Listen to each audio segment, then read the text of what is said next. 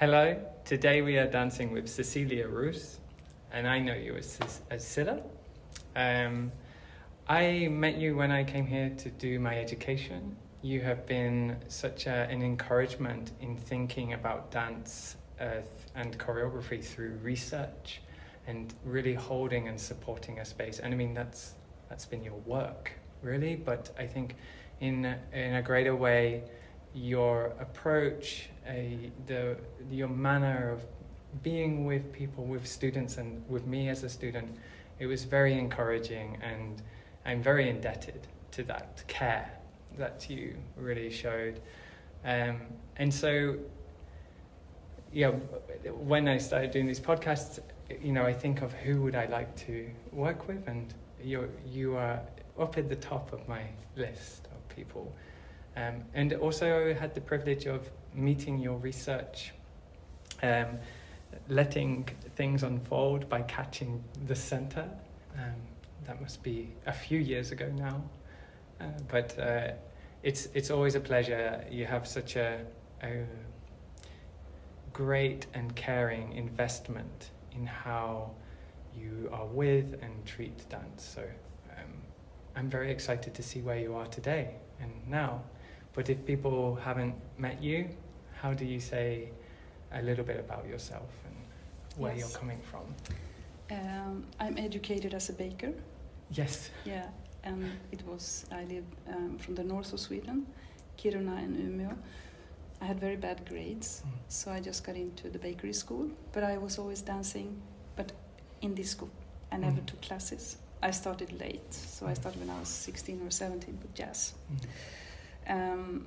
I moved to Stockholm, and I ended up, I shouldn't say ended up, but I was accepted to the dance pedagogy program with jazz, and as it was by then modern dance. I had a class ballet as a kind of extra. I went for 3 years, and then I started to dance and teach. I did both, but mainly I worked as a performer. Different kinds of, all kinds of, most experimental, that is what it was called. But I was always interested in talking about dance.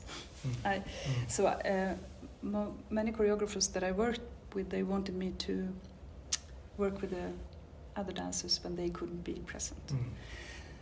And also there was a project by Riksteatern where they, there are small, it's called teaterföreningar in Sweden. Yeah, the little associations. Little associations, and when there were performances coming, dance performances, they needed someone to introduce and to also speak to the performers after, and questions from the audience, and being there as a vessel in between. So I did that whenever I could, because it was interesting for me. And at the same time I started to study theology. So I studied theology. I was very interested in, by then, this is the end of just like 1999, hermeneutics was like the thing, interpretation, what do you see, what is the horizon of. And when I was about to take my BA in theology, I felt I couldn't stay there because I couldn't really sign up for what was asked of me when it comes to believe. So I moved my studies to Stockholm University, and that was through hermeneutics. I continued at the theater studies and dance studies, where I took my MA. So that's the path. And then I applied for the professorship here. Dance interpretation, it was called by then, 2008, and I got it. When I started here, the vice chancellor, Eva Lilja, said, you have to apply for research funding. And I was just like, what? So I did. And my first project was research through dancing. It was, and I received funding. And then I applied for another one 3 years after, and then I researched on dance. Observing different kinds of processes and how the choreographer and dancer are communicating. The different ways of communication. And then my third project was within dance, together with Jan Burkhardt. And that was also the research that you took part in, where we focused a lot on how dancers share methods and what is happening in the room. And the sensibility that you just develop in your whole body. Yeah. Just listening and hearing with your toes. Yes. Looking with your heels and all that. Yeah. And at the same time, I became the vice director for research, sort of. Yeah. And that has taken my whole full attention. I have still practiced for myself, but I had no time for my own research. Yeah. It's been,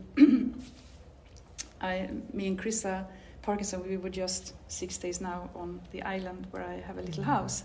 So we have been talking a lot, and I said to her that I feel like more a vessel than an entity. I have no real contact with what I would like to do now. And now I have research time for the first time in many years. I can be full-time within research. So I've been using my voice a lot. In a now. great way. Yeah. Being the vice director, a lot of conflict solution, and there's been a lot happening, as you can understand, within the research environment at SKH. Yeah. Interesting and challenging, and in all ways and always. Yeah. But and now I have started to think of what is my interest? What is it that I would like to do? And I don't know if you want me to come with my suggestion now. You can, yeah. You're giving the dramaturgy so well, and maybe I can ask a little bit. That those first encounters with Riksteatern Förening, their associations, is that something that had stayed with you through this desire to not necessarily only communicate, but to understand and to think the dance, perhaps? Yeah, to think through dance. It's been, because I still don't get it. Why? There's still so much that I still feel that I have to.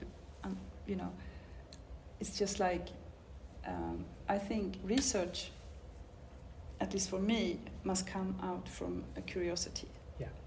There is something I would like to explore more of. It's not that.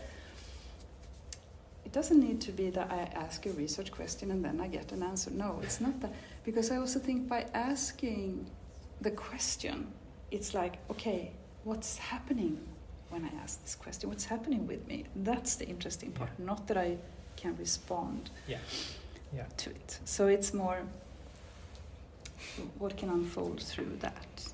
I love that. I have this questioning practice. And you are invited to ask questions aloud to the group. It's like a dance class, and not to answer. And the thing that is the way you described it now, that to let the question sort of you did this movement where you touched your chest and sort of opened the sort of solar plexus a little bit. That. Now the lights come on. We've started dancing, so the studio light has come on. To continue. So where are you now? I mean, you've sort of suggested, or what are we going to do today? What could you maybe, bring at the moment? I mean, we can always do this in the future and see where you are then. But at the moment, what would you like me and you to do or try? First, I would just like to be in this room. I haven't been in a studio for a while. I'm doing my practice, but I do it at home. I shift in between different practices. I have a yoga practice, and I have also, I'm studying for a physiotherapist whose name is Daniel. I think he's also teaching here. You practice with him? Yes, and I have a kind of program that I do that is related to things that he's working with. And his work is very interesting. And then I also do Stina Nyberg, who's a choreographer. She has a sister who has every morning on TV a 20-minute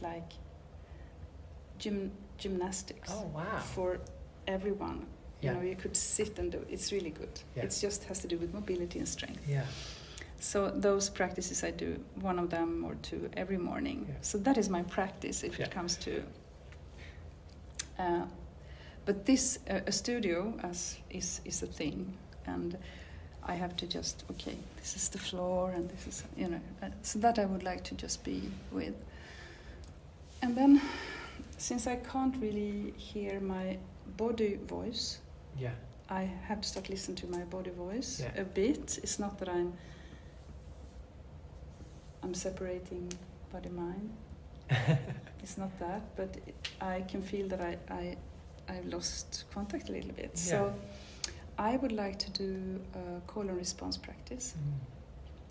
So after a while, when we have been in here, I might be in different corners, just trying to understand the space, what it is. And also where you are, I guess. Yeah, physically. Yeah. Then I might move a bit for you as a call. And I would be interested to have a response. Yeah, great. The call I give could be sometimes short, sometimes longer. And then I would appreciate if you could give me a call that I could respond to. Just to start waking up those nerve, everything that's here that I feel a little bit detached from. Yeah. And so in that call and response, there's an openness. There's a sense of desire to take care, but there's no need for me to perhaps reproduce it. No, not at all. Yeah. Just to see what happens what happens with you, and what with is this listening and being and sharing. Yeah. Nice. So first to be in the studio, the second to listen maybe to a body voice or to where the body is through proposal from one and then responding and vice versa. So. And then I don't know Yeah. where if it's possible for you. Maybe we just do that I call and you respond. Yeah. And then I call again and you respond. And because otherwise it might be hard, or then we can go into more. I'm just trying things now. I'm thinking loud. Oh, I see. Yeah. That I call, you respond, and then you call me and I respond Exactly. to you, so Right. that it becomes. But now we stay with the. I mean, maybe it becomes quite blurry anyway. Yeah. But we start with that. You're calling, I'm responding. Great. I think that's clear, and I think people could try this if they wished. If they have a studio and have a friend, someone to do this with. This is beautiful. Okay, so we will go away for about 20 minutes or something, I suppose, and then we'll come back and we'll reflect. Great. Can I call you?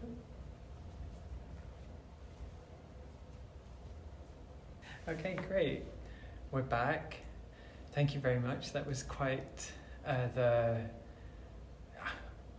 it's such a beautiful conversation, like the way that that these proposals come up, and then I'm given the space to sort of meet with them. Yeah, it was a very generous dance, and it allowed me to go to such interesting places. But how was it for you? Maybe just to start the reflection of where are you now coming back? It was fun. Definitely. It's been a while for me, especially in front of someone else. Yeah. But I feel very safe, so I wasn't embarrassed or anything. It's always when one comes to a certain age, the body can react in your everyday life on things. And when you start moving in a sort of dance context, you do things that you didn't think was possible. Because there's a kind of another flow through the body, I would say, that allows the body to be. Yeah. Yeah. And Almost not different rationale to Yes. like the logic that organizes the body, perhaps. So it takes a while to explore that, and also go in to be able to get out. Yeah. Check in to be able to check out. Yeah. I'm just saying reflections, thoughts that came through my head. The air sometimes felt as I hurted it. Yeah. I just felt that I needed to be cautious. Yes. And I don't know if that has to do with I haven't been out here for long. Like extended away from the center. Yeah. Exactly. So it wasn't me hurt, and I was afraid that I was hurting the air, or not afraid, but I was thinking as if I did. Breathing, rhythm, turning. I really picked up on a sense of dealing with what's in the room.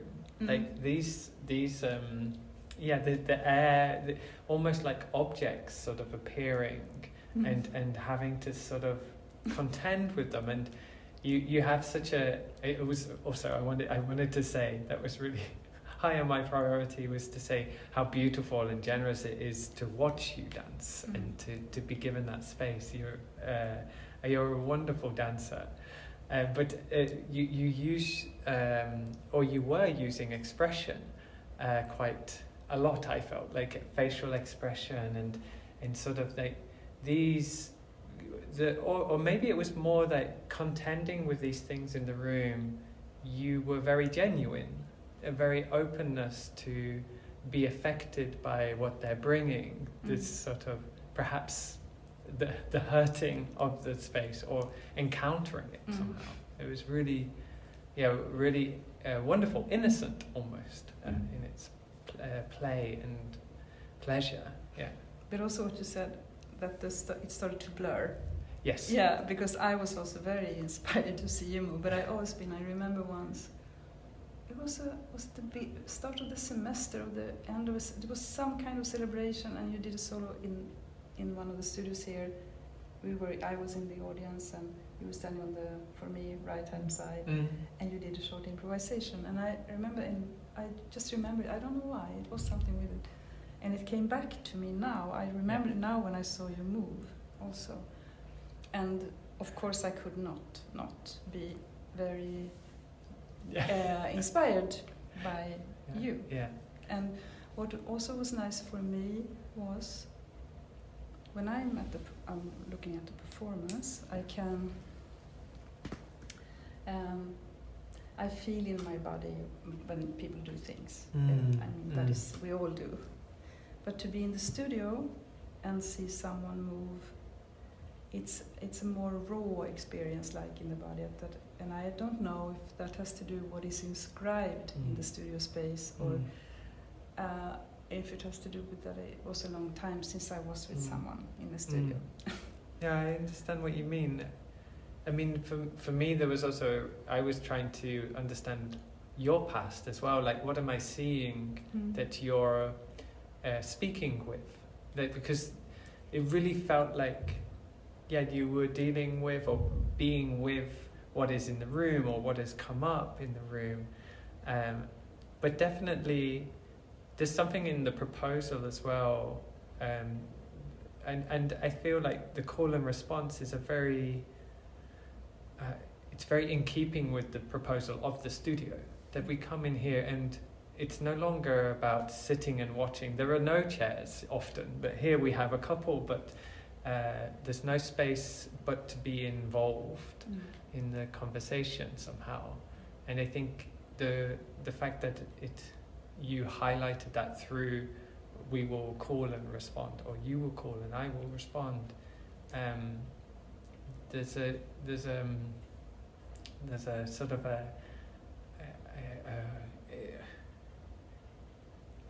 what do I want to say? Like it makes the proposals more. We're dealing with them. we're not sure about them yet, then there's something in that perhaps. I also notice like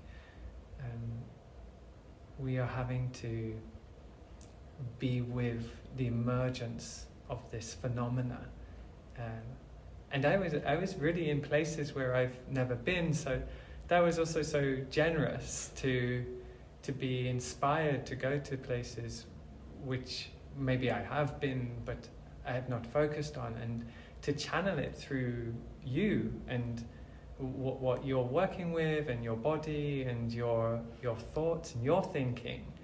It really freed me in such a huge way to connect with a place in such a playful way as well. It was very generous in a sense.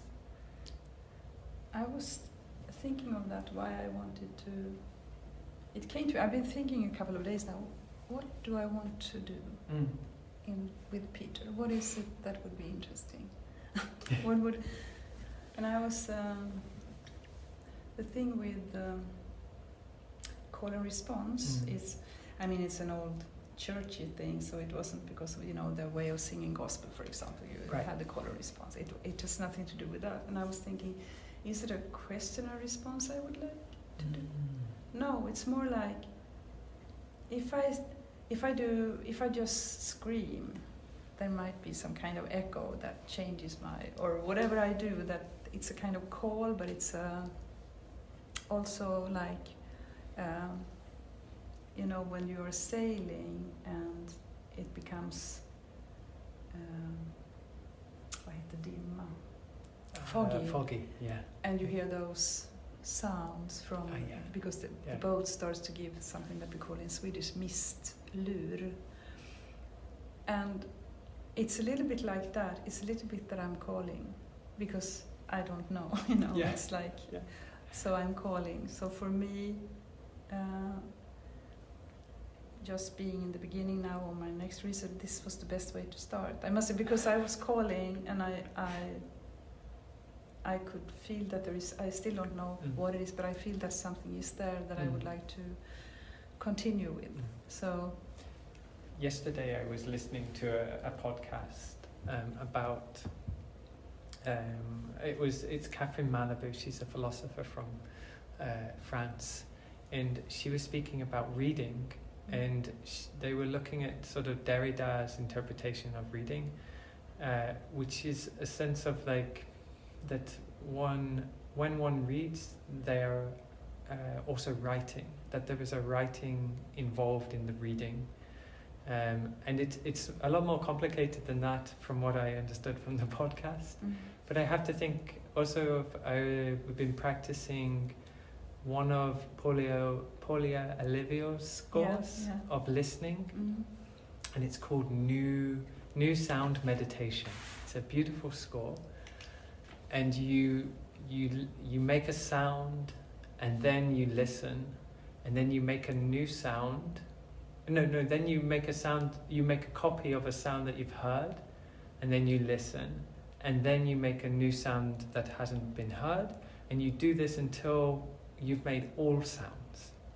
And there's something that she's not really interested in making sounds. No. It's really in the listening, but in order to listen, one needs to also see what one's contributing with in a way, or to contribute through as an act of listening, as an act of, and there was something here, exactly as you say, sort of to let one's body and action fall into existence in order to hear what is in the room. And I think that maybe that's also what I was picking up on with dealing with what is in the room, what is occurring, both bodily, both theoretically and in one's mind, but in a practical way as well. Yeah. What was the name of the podcast? New Sound. No. So there was two things. I mean the Yeah. So it's called New Sound Meditation. And it's one of her deep listening practices from the 80s, and it's in this book. I can find it and send it to you. I can also leave it in the podcast for people to see it. Deep listening practices. I've done a few of hers. It's really, I think it also this, that maybe I was talking about the vessel entity thing, or vessel, that I'm not interested in being an entity. It's not my, I like for the vessel, but I mean, these are just like metaphors for a kind of state of being in the world, but and then movement becomes like some kind of articulation that is not possible to do with words, that could be done. So, and I mean, and it's interesting that you say you prefer maybe to be vessel than what was it? Entity. And because the proposal was that you call, I respond. But I felt like that made a lot of sense. Like, it still feels vessel-like, even though I think we could read it as that you're creating the entity all the time, which is then responded to.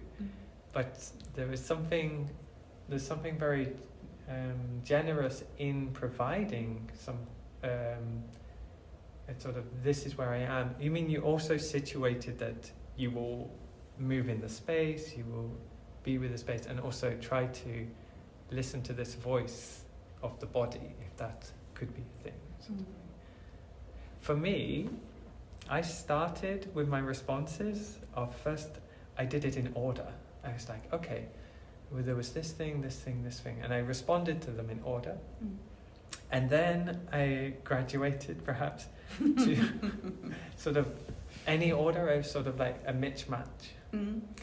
But by the end it became more of a tone or a language that I was responding to.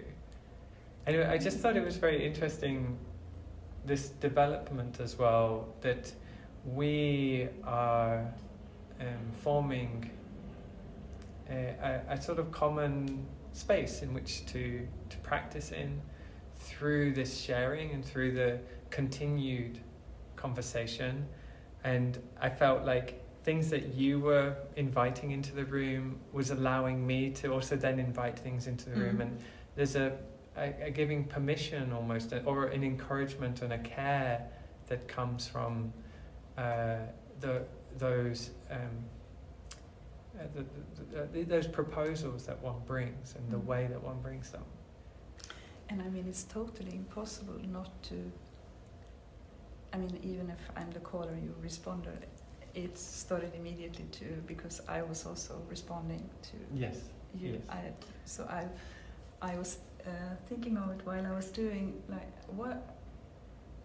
But I am really inspired by, this is not what I would like to call out now. It's something that I was given by Peter. So it's that was one thing I thought of. And then I was interested in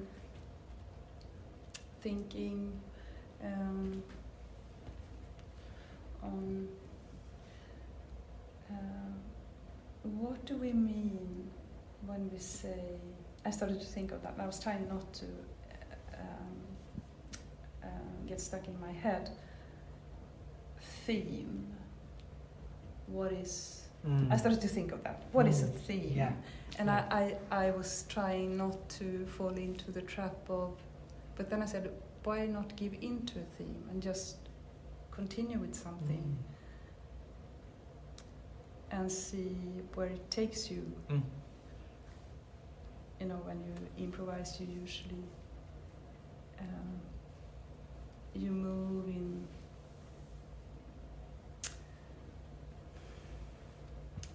You have like a duration of that you usually do when you improvise, and then you have the next chunk of. And how? So I was thinking of theme. I was thinking of duration, and. I think you understand what I mean when I say Yes. I mean, definitely in response to this exercise, because when one listens to the call or the response, I suppose, one is trying to. Well, not trying to, but one is one remembering, trying to remember the shapes and the forms, and I think we have a lot of different codes and languages through which to understand it, and duration is one as well. Like, how long are we lingering with something, and how long are there scenes? Is there a dramaturgy? And also, is there themes? Or is there a theme, or is there themes to the thing? And how does it pick out? And I think this also answers a little bit why I felt like your calls were vessel-like, because I think it was clear in the proposal that you said it explicitly that you would be the caller and the responder, but it was also clear in the proposal that you will also be influenced by me, and it was clear that you were influenced by me. So there's a very generous state of taking the responsibility for being the vessel and entity, for being the entity, but the entity is also a vessel. And there's something that felt very generous for me, because then I was able to be with some of my effects, and also that the ones maybe that you picked up and things were perhaps the ones which you really adored, because you were the caller, not the responder, and that even gives it even more sort of there's almost more of a vestige, because you're really taking care of the things that sort of occur, so to speak. It's very interesting having this conversation, because we had such different roles in a way. Yeah. Like even though we were in this same room, but how does that resonate with you? This sense of theme and duration. Yeah. Of trying to capture it or see it somehow, or like articulate, and understand how to respond to that actually, like to let it float through, or to directly be affected by it. I had this old performance where I would have an instruction playing. Yeah. But yeah, there's many like this, but there was one for my audition actually, for the MA, and it says, asks the audience to sit first, and it says sit. Some of the audience would sit, some of the audience wouldn't sit. And then I would ask the audience to stand, and some of them would stand, and some of them would remain standing, but then maybe sit, because... So the beauty was always, you put something into the space, and you can't not respond to it. Like, even trying to ignore it and pretend like, no, I'm not sitting down, I do what I want, this instruction isn't for me, you're still in some relation, like that ignoring becomes your response. Yeah, exactly. Yeah. I was thinking of what you said. What do we see? And is there a difference between... Yes, of course, it is a difference between what you see and what you think. Yeah. I'm going to just refer one more thing to Chrysa, because we were talking about this. She said that she had been asked, I think it was a question like, what is your job? Could you just give a sentence about describe your job? And she said, it doesn't look what it feels like when you dance. And I think that's very good. Yeah. Because it feels so... But it's that also that you can't really see yourself when you dance, because even if you film yourself, that is not to see yourself. I mean, a film of yourself is not to see yourself. You can never see yourself at the same time. So, but when you hear others explain, it might be so that it feels different than what it looked like. And then I was just thinking of, what do we see? And I wonder, also, because in the proposal I asked, should I mimic? Should I just replicate? And I think it was clear that that if I was to replicate, you wouldn't see what you did. So there is a sense of trying to be with one another, and the ambiguity almost helps one interpret and sort of be with. I had just been at the protest. There's a protest happening for Palestine in the at Côte and I couldn't help but read a lot of your movements through that. You know, the way you were standing, some of the postures, just the emotional weight of the whole situation and the complexity. But what was nice was it gave me something as a way to respond to it, which was it's a lot easier to respond to than to when I'm reading these texts and when I'm trying to engage on a more intellectual level, but to engage through I don't know, like a thinking body level, maybe to sort of echo Eleanor Bauer's work. It's sort of like, and it's really powerful. And I think there's a lot of a lot happens to ownership and authorship in dance because of this call and response quality that is somehow always at play, regardless if it is a one-to-one copying, but just negotiating our bodily experiences in relationship to others is sort of embedded in the practice of dancing. I mean, I just need to say one thing about Palestine, and that is what it's unbearable, and it's there all the time in my body, I think. It's just because it's impossible not to say something, but it's also difficult to say something, but it's and I don't bring it up to sort of center it either, but it's here. It is here, and we feel it in all our moments, and I think so often, well, it's so hard to speak about these things and to weigh sort of to put words to them, because it sort of provides weight to different types of action.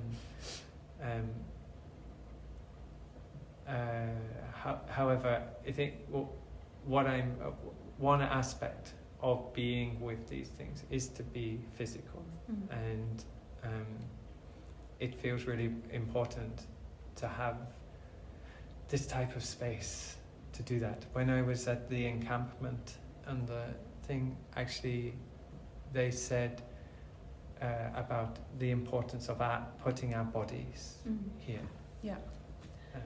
And they really used the word body, and that was... They did now? Yes. Oh, good. Yeah.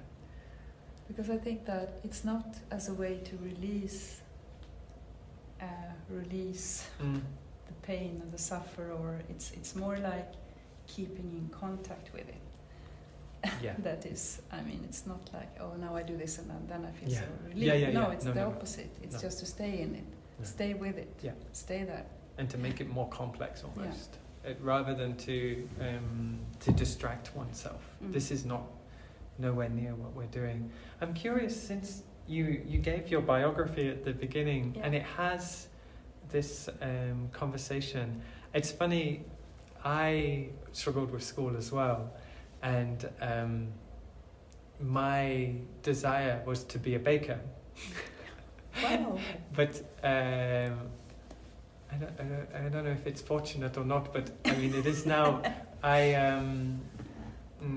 My dance teacher said, "Oh, you would do well doing dance."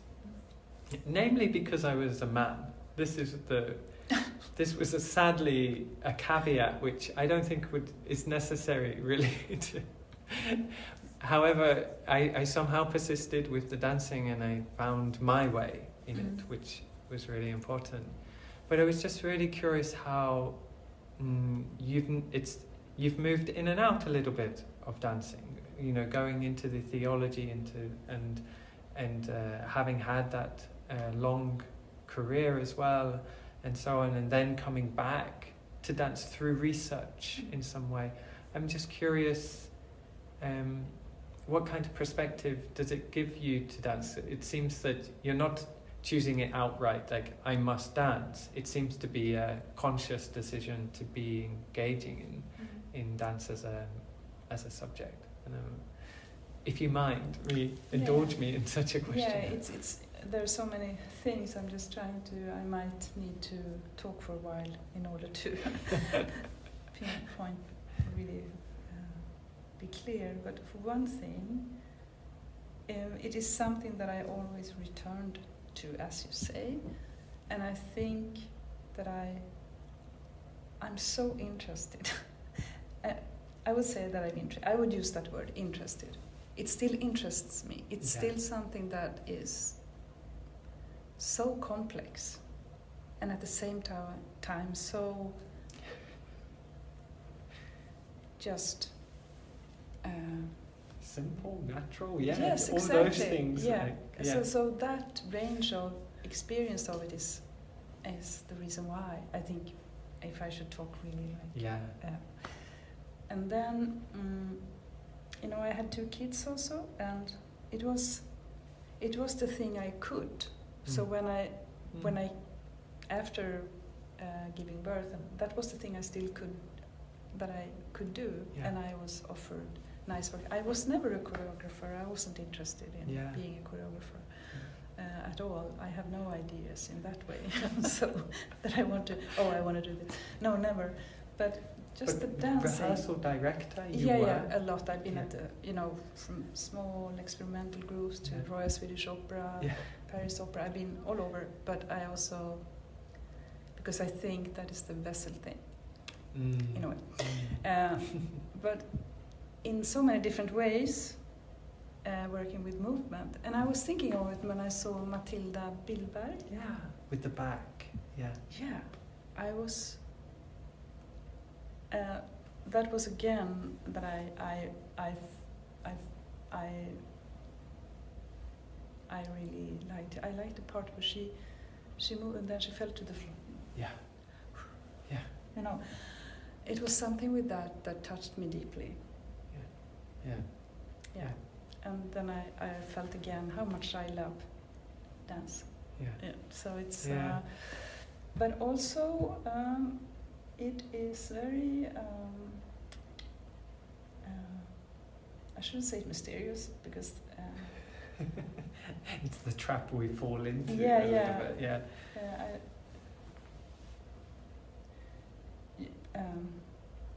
You can talk about it, but words can never replace it in a way. But you can talk about it. You can talk about movements, but words can never replace. I love that. You can talk about it, but words can never replace it. It's so true. It's so true. And in that vein, maybe we can wrap up a little bit. I'd like to say exactly that. These words have been beautiful, but they do not replace this amazing practice that I feel we've shared together, and I'm so grateful for that. If you have any closing remarks or thoughts. No, I think this is good. And if someone would like to continue the conversation, they can contact me. Yeah, you have a great page, actually, with all your papers on the Escohor website, which is uniarts.se, and I will link directly to your page in the description. And as you say, this is the start of now a new entry, beginning of being in the studio and being with your practice, I guess, in a way. So I'm glad to be here at the beginning. Maybe we get to meet somewhere along the way as well. I hope so. Thank you so much, Silla. Thank you so much, Peter. This was... Thank you. Can I call you?